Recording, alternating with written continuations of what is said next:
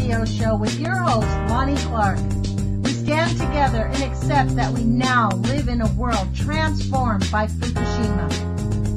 Monday, Wednesday, and Friday from 8 a.m. to 9 a.m. Pacific Standard Time here on UCY.TV Radio. We relentlessly engage every ear that listens. We expose and confront the complete lack of accountability for the nuclear industry. Consider social engineering programs who view our bodies, minds, and souls as assets on a balance sheet. We discuss vital current issues, interview activists, and engage our audience in an effort to allow all voices to be heard. The Age of Fission radio show creates a venue that all will choose. We encourage our listeners to reclaim their power and their courage to take action and save our planet from the ravages of greed and indifference. Our actions matter. Every voice matters. We remind our listeners that happiness is resistance.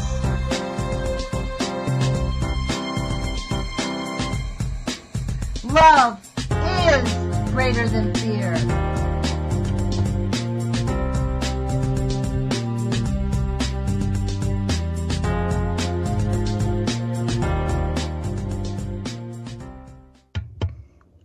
Good morning, UCY.TV radio listeners. This is Lonnie Clark with the Age of Fission radio show. It is March 23rd, 2017.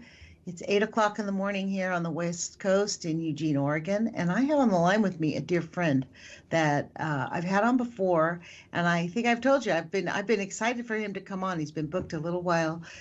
He and I talk about politics and alternative facts and how that phrase came up, and we were talking about our president.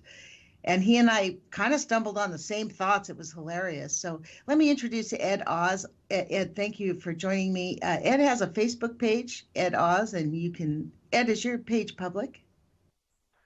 Yes, it is. You can find my page at facebook.com/EdOz, EDOZ. So okay. Thank you so much for having me on the show. I really appreciate it. And if folks are interested in what I have to say, the Facebook page is probably the best touch point. It's always a pleasure being on your show, and I think we have something very relevant to talk about today, especially yes, we do. But let me giant media service. Go ahead. I know, Ed. Let me just jump in here. I want to give you a really good plug because you can find Ed's book called Unstoppable Joy on Amazon. I'm pretty sure, can't you, Ed? Yes, you can. And so it's a great book. This is how I met Ed, and so I can't because I'm kind of a self-help guru, as you guys may have surmised. I read poetry and self-help books pretty much.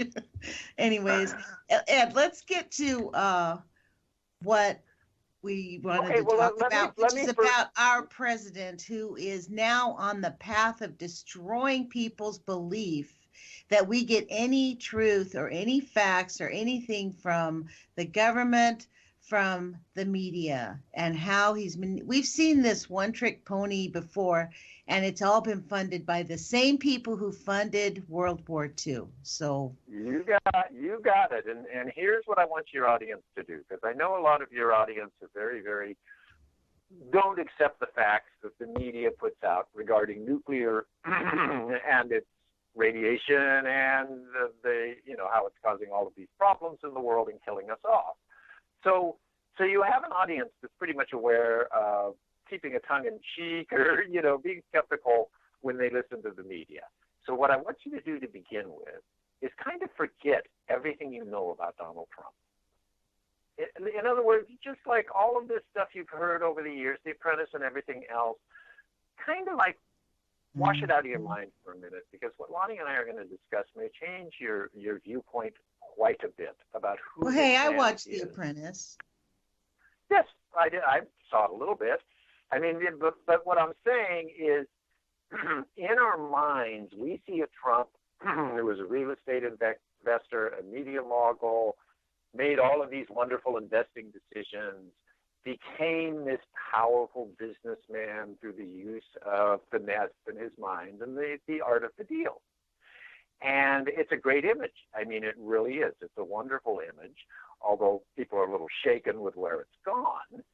So what we His need to do... His supporters love him, Ed. His supporters love him. I know. No, and the reason his supporters love him is part of the crux of this. His supporters love him because they think he is outside of the system. He is an outlier, is a word I hear a lot. And that is why he can't be corrupted, because he does not have all of the same connections that all of these corrupt politicians have. Now, actually, this radio show started about 8 months ago with a conversation Lonnie and I had about, let's go find out how he got started. Let's go back into history and see, because we really don't get that. Well, because I remembered him being a batterer.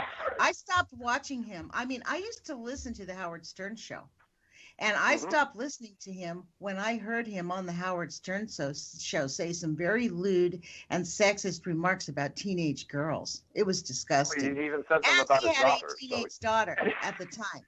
And he said lewd remarks about her, too. I mean, honestly, ugh. So I stopped. And it's kind of interesting because what you're talking about is really much the opposite of what we know as presidential behavior, what we accept as presidential behavior from people. And that's really a big thing that's going on here with Trump. So first, I'm going to get to the meat of this thing, and we'll go from there. As many of you know, Trump, if you read his book, The Art of the Deal, Trump will tell you that the beginning of his success came in the late 70s, in 87, as a matter of fact, when he bought a nondescript company called Resorts International that very few people know anything about. And that actually was his first big deal, and he even admits that in his book. So we look into Resorts International, and we find out some very interesting things. Resorts International was actually founded in the 50s by the head of the CIA. It had a different name then. As a matter of fact, it had the name of a paint company of all things. But what it was it was a method for the CIA to use to launder money. They started laundering money through a paint company, like a lot of businesses do. Any money that deals in cash, you can launder money, but that wasn't nearly big enough. So they had to stretch themselves into gambling. And they started getting into gambling because gambling is the holy grail of money laundering. A casino can launder any amount of money, basically because someone can come in and lose it. It's perfectly legitimate to lose money. So we get back to Resorts International. It grows over the years as a CIA front. It gets involved in the casino business enough to launder a lot of money in Las Vegas. Pardon me, Ed. How did you know that it was how did you know it was a CIA front? How did you find that out? I knew it was a CIA front because actually it's referred to in CIA documents, a couple of which just disappeared here. Wait a minute. Let me see if I got one here. No, Resorts International is actually referred to, and its previous name, which disappeared when my computer crashed, the paint company, is referred to in loads of CIA documents. Okay. Now here's why we. Which are public? Are they public documents? Are these documents we can find Yes, they are. Online? I was just looking at a few half an hour ago before my computer. I actually had them up and saved that I was going to refer to before the computer crashed. Just to tell you why. I mean, I don't know. Resorts International was used for money laundering because I wasn't there. I can only assume. Let's go into who owned Resorts International at the time that it was transferred to Donald Trump. And I'm just going to quote out of this. In 1987, Donald Trump purchased his first casino interest when he acquired 93% of the shares in Resorts International. Now let's rephrase that sentence. Donald Trump acquired 93% of a CIA money laundering operation. Resorts International has a sordid history which began in the early 50s when it evolved from a CIA front company, which had been established for the purpose of money laundering profits from the drug trade and other illegal activities. On October 30th, 1978, the Spotlight newspaper in Florida reported that the principal investors of Resorts International were Meyer Lansky, Tibor Rosenbaum, William Mellon Hitchcock, David Rockefeller, and one Baron Edmund de Rothschild. In 1987, upon the death of longtime CIA frontman James Crosby, who was running and the head of Resorts International, up-and-coming young New York real estate tycoon Donald Trump stepped into the picture and bought all of his interest in the gambling empire. Trump soon became a household name, and his colorful personality and insistence on naming everything after him served a purpose. While the name Trump appeared in the headlines and on all of the buildings, the names of the real movers behind Resorts International could remain in the shadows, Rockefeller and Rothschild. Now it becomes interesting. Why did they bring Trump in to Resorts International? Now, you're old enough to remember this, Lonnie. They brought him into Resorts International because the mafia was not really comfortable with the CIA laundering all this money in Las Vegas. They wanted a piece of the action all of the time, and the CIA did not like that, so they wanted new, fresh territory where they could control all of the casinos. Guess who opened up the casinos in Atlantic City? Resorts International. Yeah, but weren't they a failure? Isn't that one of his embarrassments? Like, it didn't really do well? Of course, because he ran them bankrupt laundering money. After quickly expanding to reach Resorts International to Atlantic City in the final years of the 80s, Trump found himself in financial trouble as the New York real estate market went south. The three casinos in Atlantic City, like other Trump assets, were under threats from lenders. It was with the assistance and assurance of Wilbur L. Ross Jr., senior managing director of Rothschild Incorporated, that Trump was allowed to keep the casinos and rebuild his empire. What's that man's name? Wilbur Ross? Well, his name has come up again in the next sentence. Wilbur L. Ross, senior managing director of Rothschild Incorporated.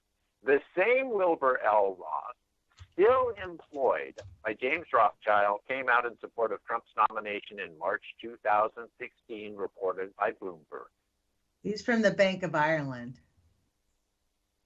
Right. Wow. So basically, the reason I'm going over this is because my theory about Donald Trump, which a lot of you will think I'm entirely insane. Oh my God! Trump, wait a minute. He is our current Secretary of Commerce. I thought that's who he was. That's right. I knew that name was He's this guy that's involved in the Russian money laundering scheme from the Bank of Commerce. From the Bank of Cyprus. Amazing, isn't it? He's part of what they're looking into in the FBI, the State Department. Probably why that guy got fired. What's his name? The one with the weird name, that Attorney General who just got fired. That was yeah, the guy who forgot he was taking millions from Russia. Yes, he was investigating that whole scenario about the Bank of Cyprus and the illegal Russian money and blah blah blah blah blah. And because of this guy, wow, he's our current. Okay, say this again, Ed. I'm a little bit blown away. Okay, let me tell you let me read this again because there's so much here to take in. This is his son. Wait a minute, excuse me, Ed. This is his son who is doing it. He's the investor. His son is the kid. That's what I thought when you said his name. It sounded he'd be too old. He'd be too old because William L. Ross was the senior managing director of Rothschild Incorporated back in the early 80s. But he was from the Bank of Ireland. That's who his dad was with, the original. So this is all dirty money. So let's just take this little thing and put it in a bubble for a second so I can talk about another very interesting subject, and that is our new White House at Mar-a-Lago. There's a very interesting story behind that building that the press hasn't seemed to cover. And that is Mar-a-Lago was built as the most absolutely ostentatious and luxurious residence possible by the post-cereal icon, the woman who ended up inheriting all the money from the post-cereal company.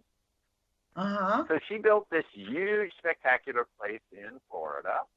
And then when she passed away, and I have not heard this really mentioned on the news once, when she passed away, she gave Mar-a-Lago to the U.S. government with the stipulation that it only be used as a winter White House. This happened a long time ago, 85, I believe it is. And the U.S. government owned it for about 2 years and then decided, oddly, that it cost too much money to take care of it. So they gave it back to the foundation that managed the post-heiresses' money. And lo and behold, almost instantly, Donald Trump ended up owning it. Well, isn't that weird how we now call that the Winter White House? That's called the And Winter Donald, White House. now I want to throw a little math out here, just for the amusement of the folks. Donald Trump's club at the Winter White House, or Mar-a-Lago, charges $200,000 per member per year, and that's 500 members. Donald Trump bought Mar-a-Lago for $5 million. I would say that's a great return on an investment. And it just seems so odd to me that originally it was specified to be a White House. So now let's go. So he ends up, and the history of how Trump ends up owning the Mar-a-Lago, folks, go try and find it, because I have spent a lot of time. It's the weirdest thing. It's just like it happened. I mean, no negotiation, nothing. It's just like, poof, he owns this place. And that's 3 years after he bought a CIA money laundering operation. So now let me go to factor 3 that I believe the CIA is heavily involved in, that I believe is the crux of why Donald Trump is our president today. And you people out there, you've probably seen the memes of like Donald Trump being shown as president 20 years ago on The Simpsons television show. Matter of fact, they had a whole episode about Donald Trump becoming president 20 years ago on The Simpsons show. Did they really? Yes. That's the one where all those memes come from, where posters of Donald Trump, saying, "America, you'll be my next ex-wife." So so we have that, wow. And we know Simpsons is owned by Fox News. But the bigger factor is Donald Trump, and is even coming apparent today, is not really the most polished individual for public presentation. And the CIA had to deal with that. You see, what people don't understand about the CIA and people like Kissinger and people like Cheney is they don't think like you and I. They don't make plans that span years. They make plans that span decades. They make plans that go 50, 60, 100 years out. These guys even make plans for stuff to happen after they're dead. That's how far in advance they plan. Donald Trump was a little bit too rough around the edges for the job that they wanted him to do. So all of a sudden, what's the perfect way to turn a man into an authority figure recognized by an entire country? Well, why not make a television show where he gets to be the ultimate boss? Where everybody looks up and where he can put down people left and right and everybody will think it's funny rather than he's an asshole. So we had how many years in The Apprentice? Wow. I don't even know. But we had many, many years of The Apprentice. And that created an image in our collective mind of who and what Donald Trump was. And that image did not include gambling magnate, interestingly enough, or CIA mogul. He was the deal maker. Now, Lonnie and I were discussing this the other day. Has Donald Trump made most of his money from real estate? No. He's made his money from media. The same media that got him elected. Now, a lot of you are probably saying, wait, he was against the media. It's fake news. The media attacked Trump all the time. They wanted Hillary to be president. Baloney. I come from Hollywood. My whole family was actors and actresses, as Lonnie knows, and very much in the entertainment business. And there's a incredible expression in the entertainment business that applied 100% to the news coverage regarding Donald Trump all of last year. And that famous humorous expression in the movie business is, there is no such thing as bad publicity. There is only publicity. Repeat that to yourself, and you will understand how the media got Donald Trump elected. Well, you want to know what, Ed? This is bizarre. You want to know how dubious his dad is, Wilbur Sr., Ross Sr.? Okay. Judge. Ooh. He's a judge. Wikipedia says he later became a judge. So I've been looking while you're talking for Wilbur. You cannot find him on the internet. I cannot find him easily. His name does not pop up. He's 100% suppressed. Let's remind the audience what you and I were discussing before we went on the air. And that is, over the months, I've been sending Lonnie lots of information I have found on his connections with the CIA, the origination of Resorts International, going back to 54, the people involved with it, et cetera, et cetera. So before I do an interview, I always go out and look up my web pages and pull them up again, so I got them handy and can do lots of citations, because that's kind of the way I am. Well, Lonnie and I have both noticed something very interesting. All of this information is disappearing right in front of our eyes, day by day. As a matter of fact, if you go into Wikipedia today and look up Resorts International, you will find nothing about the history of Resorts International starting from 1954. It will just have magically appeared in around 1978. A month ago, 2 months ago, well, actually before the election, I went to Wikipedia, sent Lonnie the page.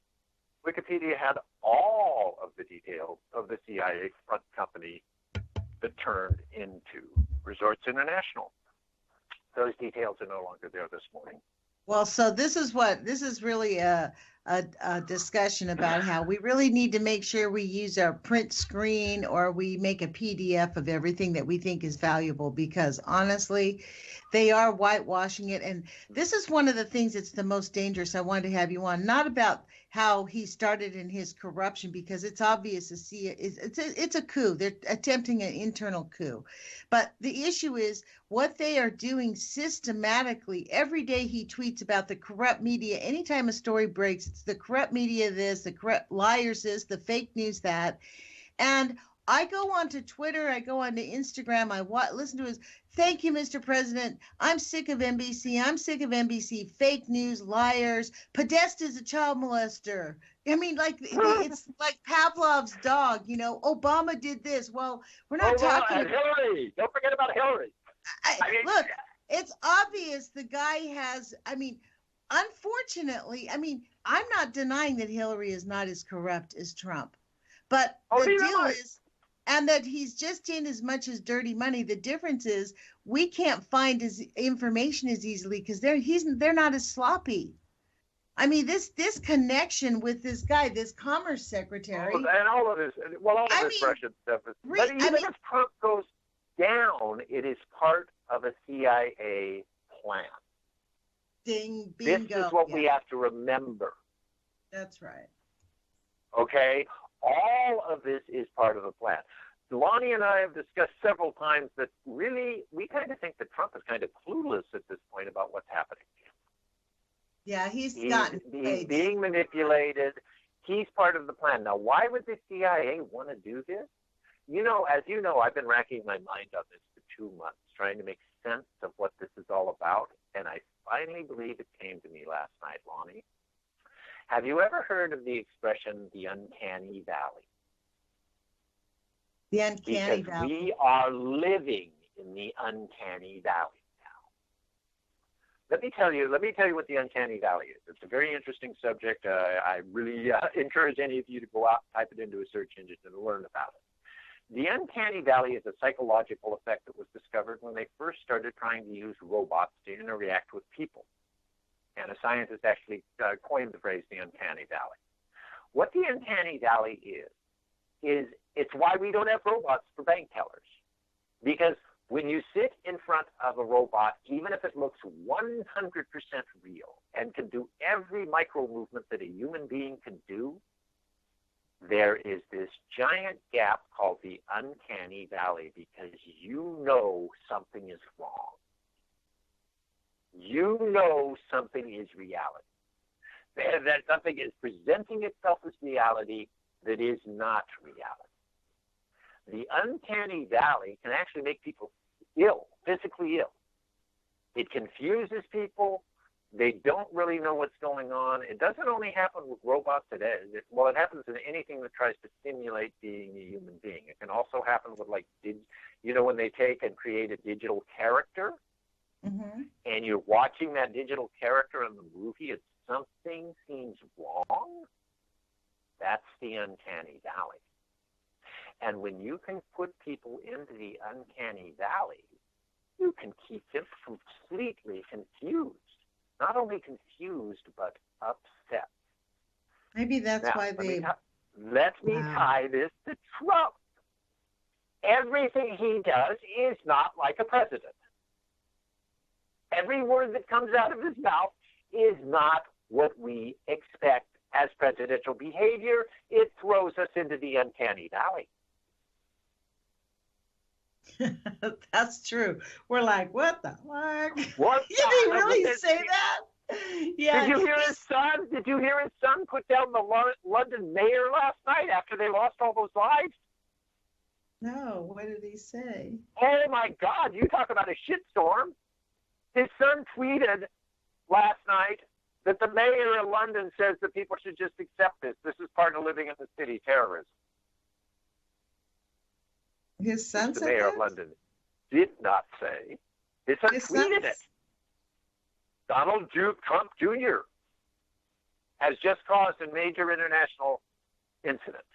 And this is why, and thank God they didn't give him security clearance. You know they're going to give his daughter security clearance. That is hilarious. But here's the thing. You look at that and you go, that doesn't make sense. But when you look at it through the lens of trying to create an uncanny valley, it makes total sense.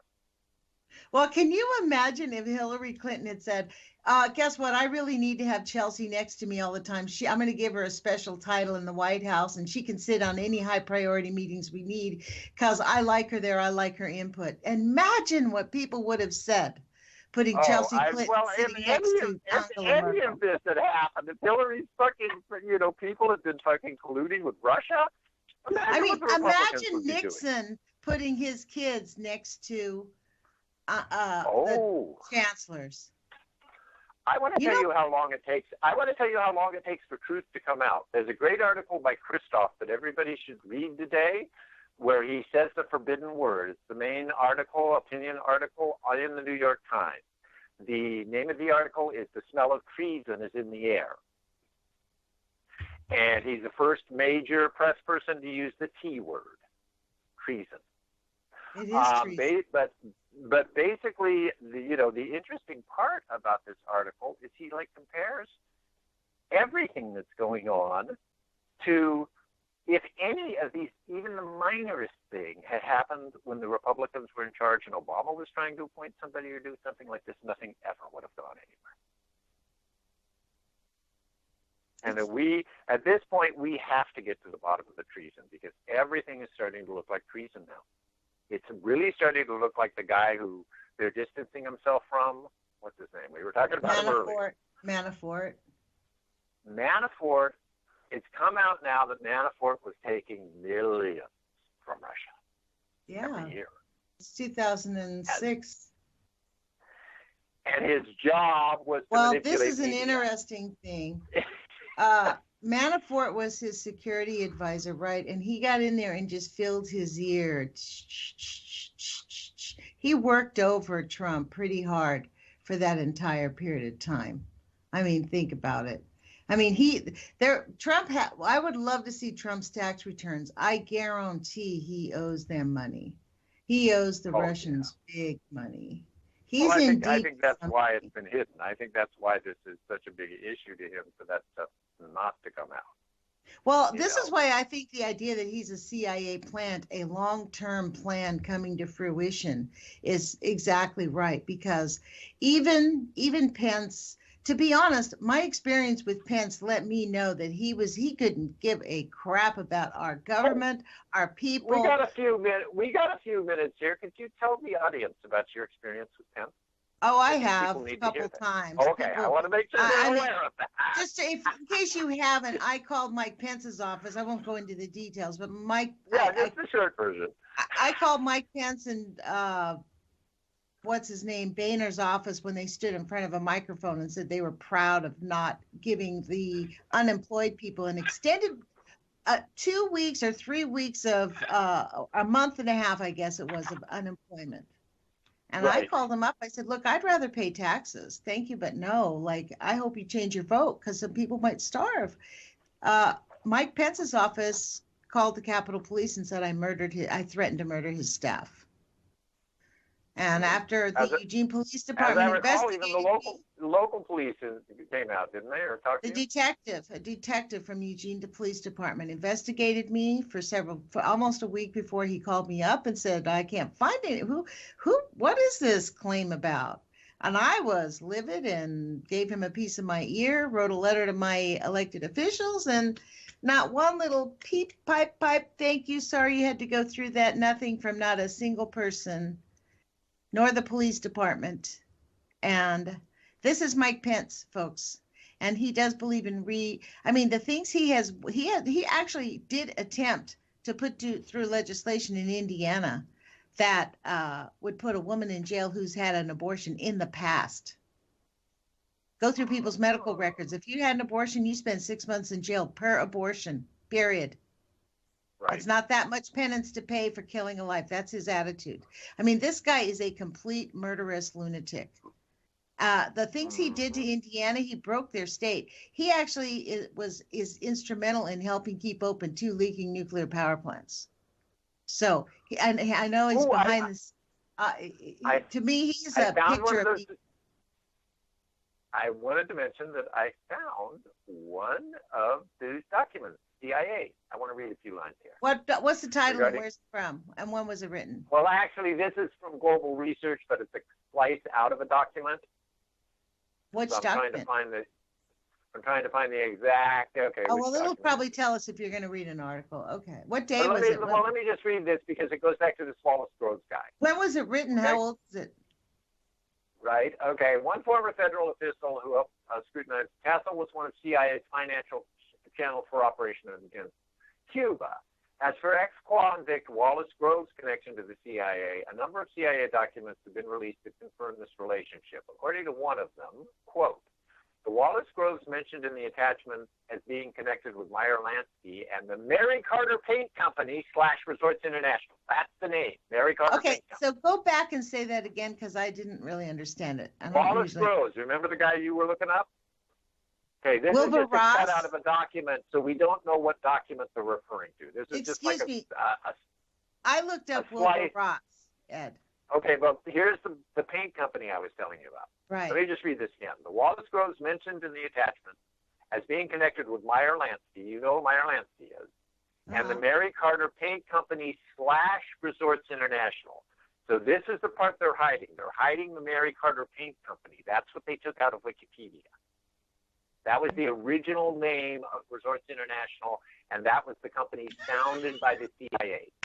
Listen to the first sentence about Wallace Groves on Wikipedia. Was a prominent financier who, after his release from federal prison in 1944, moved to the Bahamas.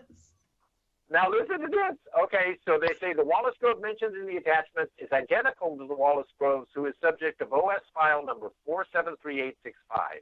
This file reflects that from April 66 to April 72, Groves was of interest to the CIA's Office of General Counsel for the utilization of Groves as an advisor or possible officer of the project deleted entity. Additional information on this file would suggest that Groves was directly connected to Meyer Lansky. I suspect that these projects deleted, it's blacked out, entities involve the use of off-the-books funds not included in the authorized CIA budget. Boom. You want to hear what? You want to know what this guy Groves did? Exactly what Trump is doing. In 1931, Groves began to assemble a collection of investment trusts and other companies through complex transactions following a certain pattern. He was then reported as to having a net assets of $19 million. In 1931, Groves obtained control of Chain and General Equities by underwriting and offering to the stockholders of additional stock, and then caused the election of the officers of his choice to the board of directors, according to the SEC.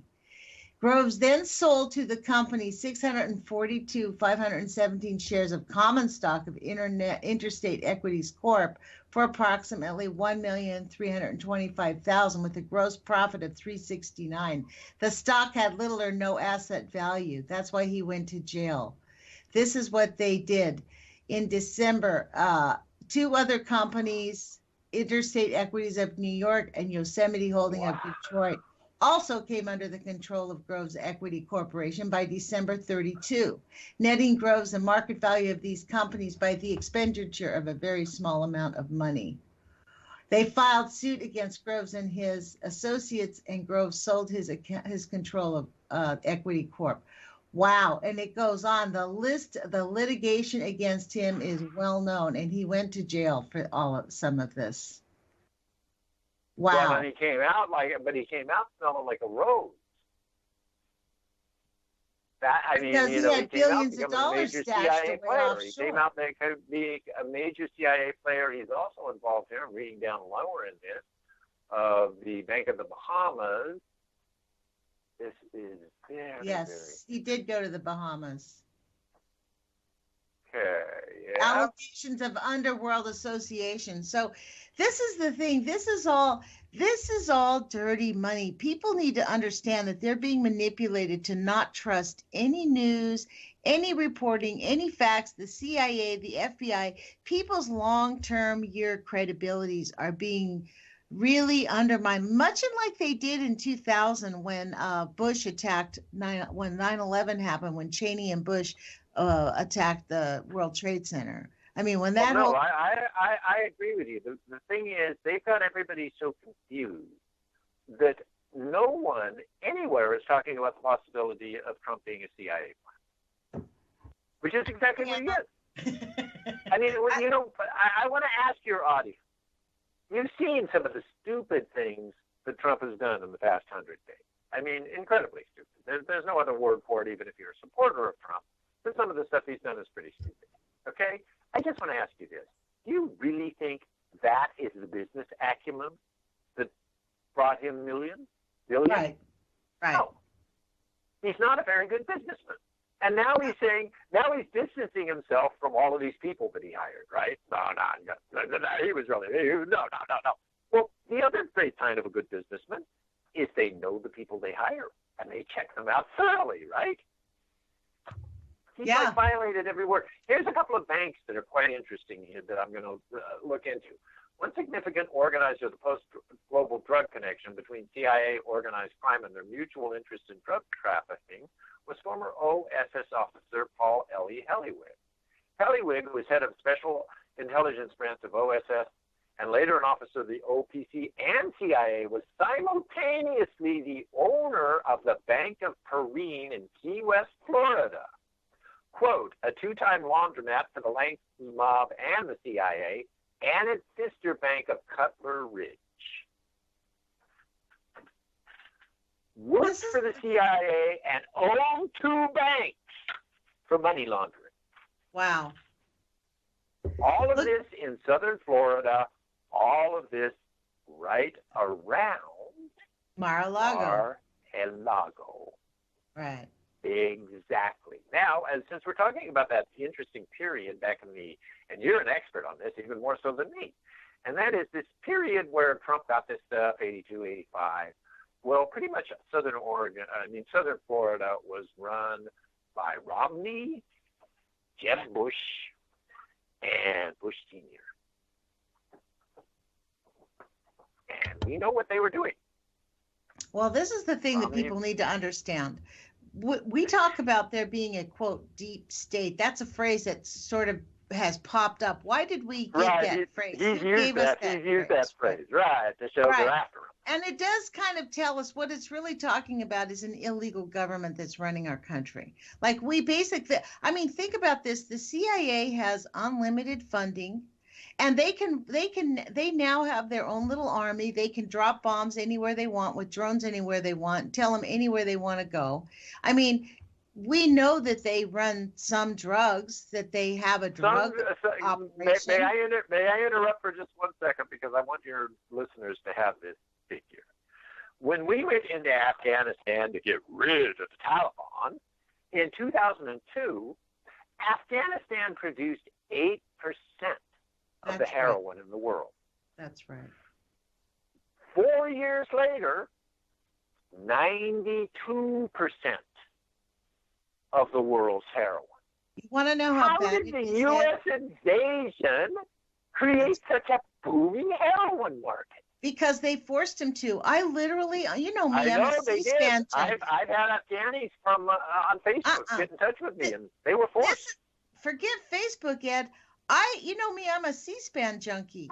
I was working and watching C-SPAN, and on came a panel in 2004 or 5 maybe, and they right after or right before Bush got reelected, they were on. I think it was right after. They came as a coalition, 4 women on C-SPAN, talking to some reporters, having a press conference about their visit to the United States to ask President Bush to stop forcing the soldiers to make their husbands grow opium and poppy seeds, because their country had decided they did not want to have that, and it was destroying their lives, and they understood that the United States needed to be there, but they did not believe. These were women on C-SPAN talking about it.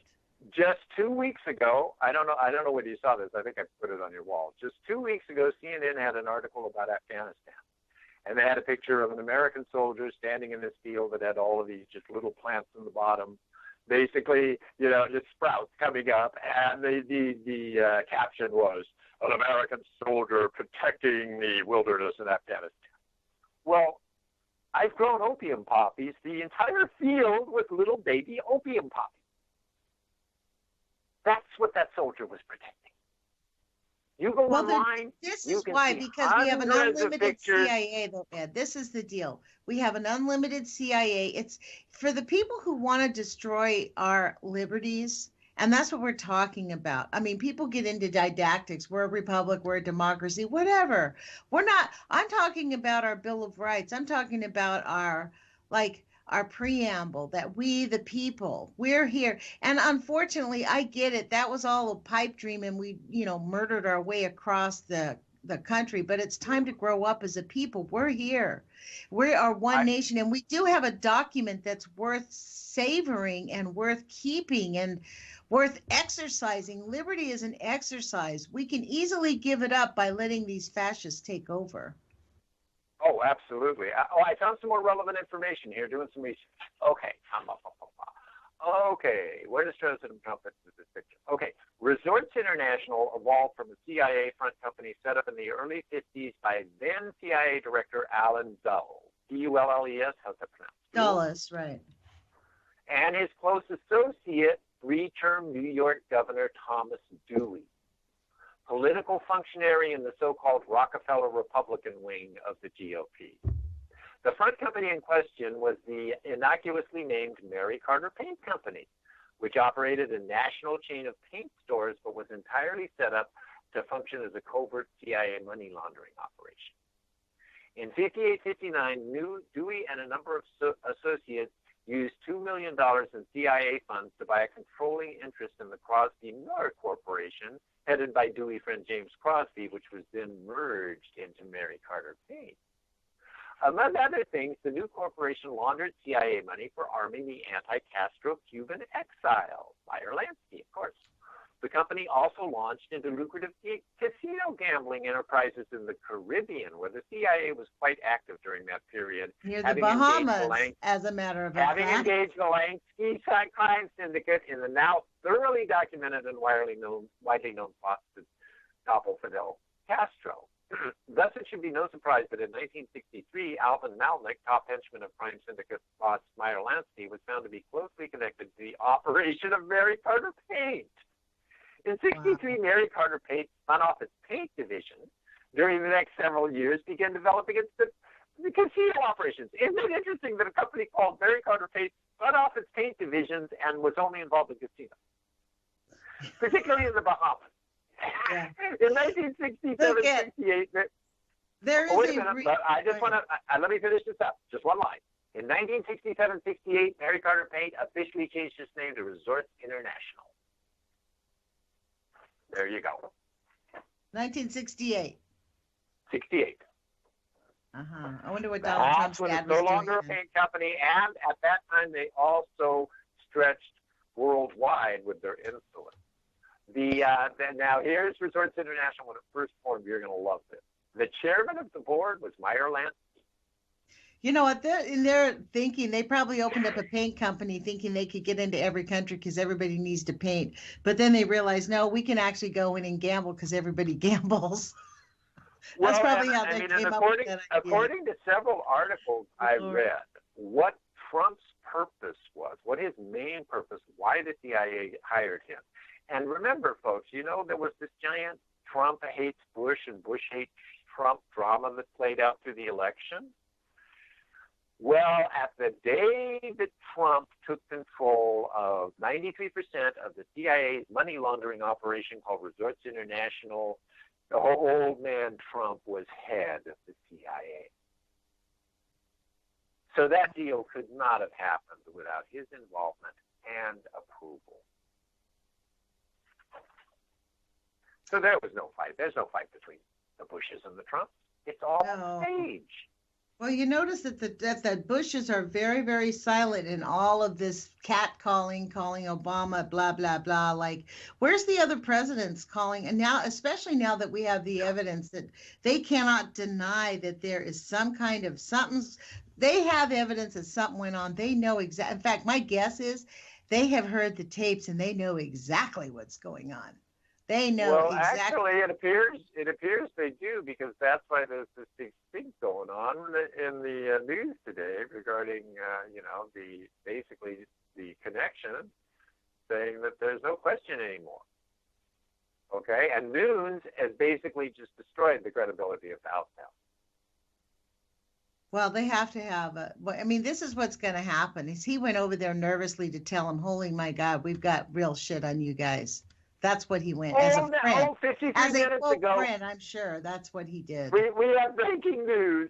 News apologizes to the intel committee. He regrets briefing Trump. Now he regrets. Wow. Yep. So, this is going to be an interesting drama to play off. But, folks, I don't want you to get too excited either way. If they take Trump out, they're probably trying to put Pence in. What I'm beginning to think that, see, the way that this has gone, it's not gone the way their plan was supposed to go. I don't know what. You know I what would agree be with you. really hilarious? Check this out. Paul Ryan who would be president, Speaker of the House if they take Pence out. We've got President Paul Ryan. So this is why Oh Paul my Ryan is God. just laughing his ass off. Ah! Every time we see him, he's got that big grin on him because he knows they have enough dirt on them. I mean, Well, this. and while we're talking about that, let's mention to your audience something that you and I have been talking about for weeks. Pence says nothing. Pence has said enough silent peace to man. keep his trap shut. I bet you 2-1 he's talked on the telephone and he knows that they have heard them all. I mean, I bet you 2-1. I mean, think about Nunes. If honestly, he considers himself an ally with the Republican Party. It would be practically his duty to go over there and tell the president exactly what they have. I mean, I'm sure how it's unethical what he did yesterday, but I would understand. I mean, I don't think the guy. Look, on a human level, For if all you know we somebody's know, going to go to jail, you go and warn them. You know what I mean? For all we know, he may have gone over there to warn Trump so Trump could fucking get out of there. Not only get out of there, move his assets. Are you kidding? Well, yeah, that's more important to him, but also, start his resignation or whatever, mental breakdown or whatever he's going to do to get out of that documents. position. It's the Nixon thing. Let's start shredding, man. Thank you for mentioning. Oh, sorry. Go ahead. Thank you for mentioning Nixon. This is very important. I want to make everyone aware of how long it takes for truth to come out. New documents were just released 2 months ago that show a bigger Nixon scandal than we ever knew about. Bigger than Deep Throat. Nixon basically intervened to stop a successful peace agreement with Vietnam.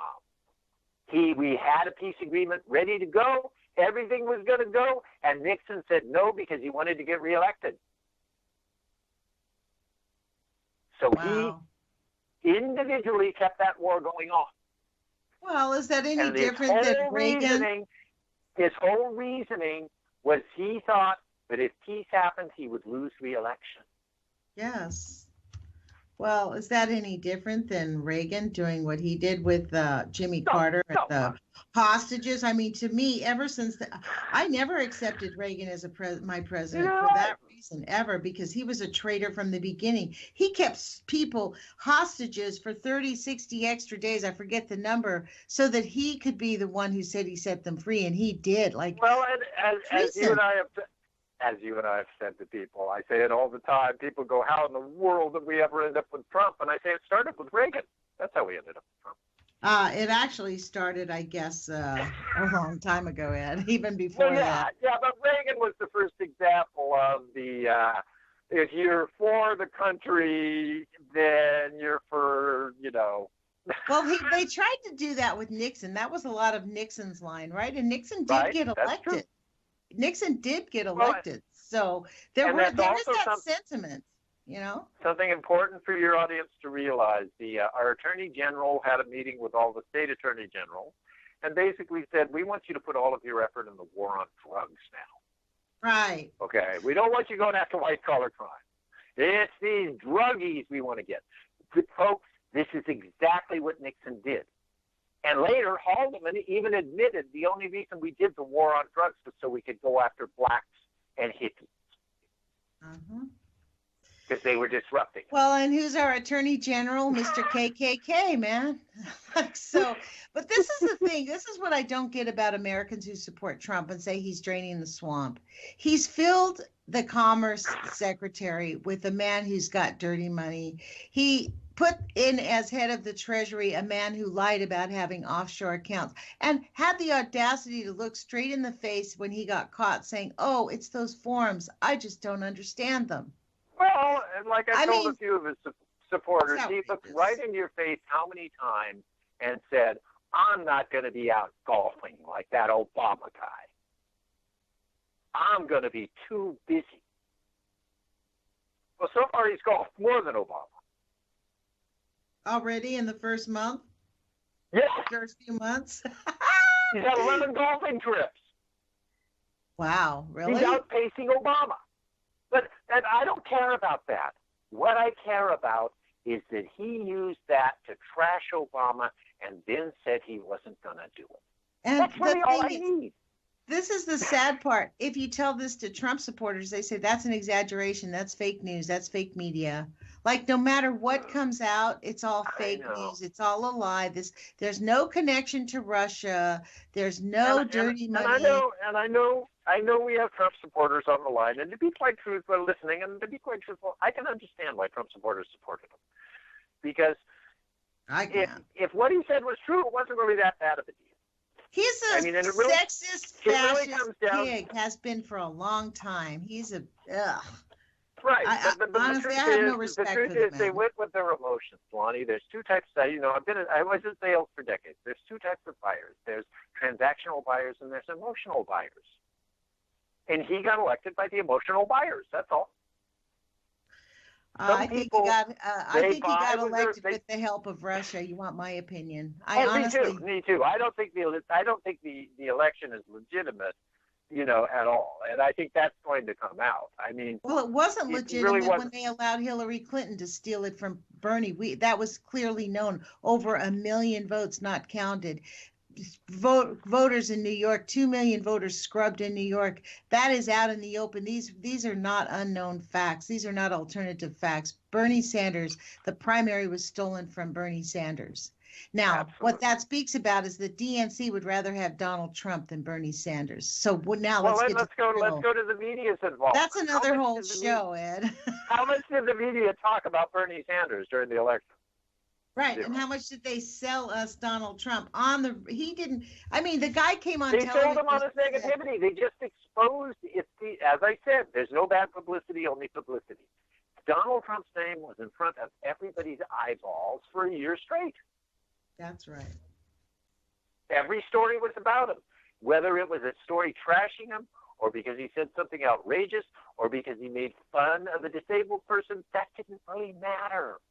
Or even hearing an audio tape of him admitting to sexually assaulting a woman. I mean, any woman he wants. That's essentially what he said. And he was ironically, he was like sort of influencing this young person who was like idolizing him. I mean, nobody ever talked about that, how the elders have a responsibility to show young people how to be adults. And Donald Trump has failed 100% in that regard, and still continues to do it as the president of the United States. I think in terms of role model. That's why I'm still gonna dig a little bit deeper into this uncanny valley thing, because I think that may be what they've set up here. So Ed, we have about a minute and a half. If we can get the whole population so confused and so upset, we can do anything we want. I mean, it's the truth. Trump just sent a bunch more troops into where? Syria? Did anybody object? Did it even really make the news? No. I think his drones are up by 300% over Obama's. He's on par for 300% more drones. So exactly. He's already doing this I'm going to stop war machine is a big lie. First thing he does is want 54 billion more. Ed, we have 45 seconds. So I want to thank you for joining us on the radio show today, and I hope we can come back, and as this story unfolds, we can talk about it, because it is going to unfold, folks, and hopefully it will unfold. Hopefully the Republicans are Americans and not traitors, and not willing to suppress the treason that's been perpetrated upon our country, and we can really drain the swamp. Let's drain the swamp, and let's correct things and make things better. But I want to tell. I know I've only got a couple of seconds, but I want to tell your audience, if they basically find stuff in this investigation, no, putting Pence isn't the solution. Rehabbing the election. I know. Put your courage feet on. Take action, you guys.